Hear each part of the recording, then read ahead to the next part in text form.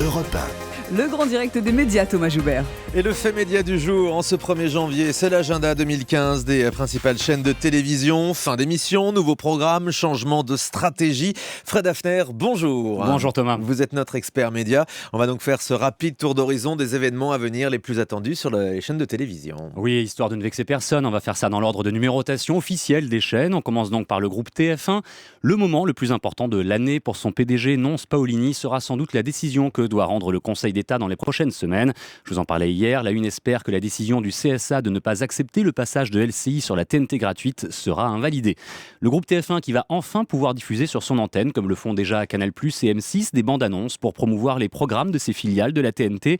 Une nouveauté qui sera désormais possible parce que l'obligation de séparation des régies publicitaires prend fin ce mois-ci, ce qui permettra aussi, pour ne pas dire surtout, au groupe de vendre des couplages publicitaires aux annonceurs, en clair, de faire des remises tarifaires en vendant des spots sur plusieurs chaînes du groupe. Effectivement, comme le font déjà Canal+ et M6 en faisant la promotion de leur petite sœur sur la TNT, on voit très souvent les bandes annonces de D8 sur Canal ou de W9 sur M6. Ça va changer en 2015 sur TF1. Vous pourrez voir comme ça les annonces des programmes de NT1 et TMC qui appartiennent, on vous le rappelle, donc au groupe TF1. Du côté de France Télé maintenant, Fred, c'est pour Rémi Fimelin que l'année sera cruciale. Oui, le PDG du groupe Public, nommé en 2010 par Nicolas Sarkozy, arrive en mai à la fin de son mandat. On ne sait pas encore s'il compte se représenter à sa propre succession, mais Rémi Fimelin avait déclaré en octobre au Figaro que France Télévisions aura besoin de stabilité managériale et stratégique pour mener à bien ses missions.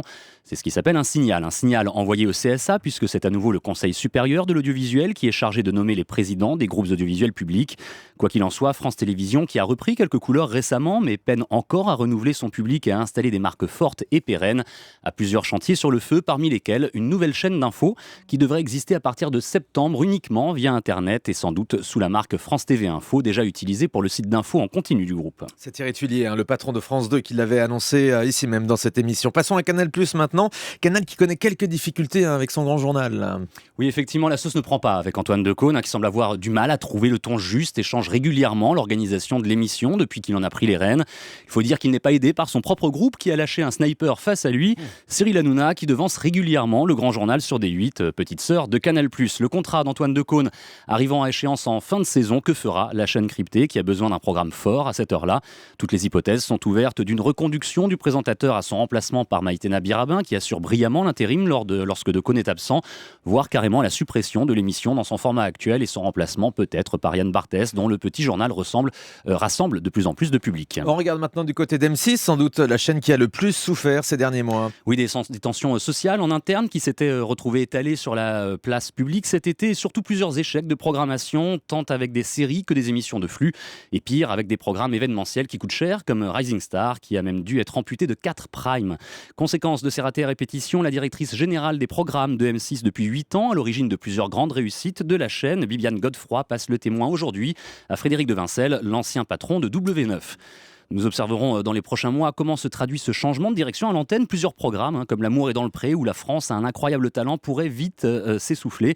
Le premier entame lundi sa 10e saison. Le second, en cours de diffusion, en est déjà à sa 9e saison. M6 aura donc sans doute besoin de renouveler des marques fortes cette année et la saison prochaine. Allez, pour finir, on regarde ce qui va se passer sur la TNT. Oui, avec Énergie 12, globalement en perte de vitesse, qui a décidé de faire évoluer son positionnement.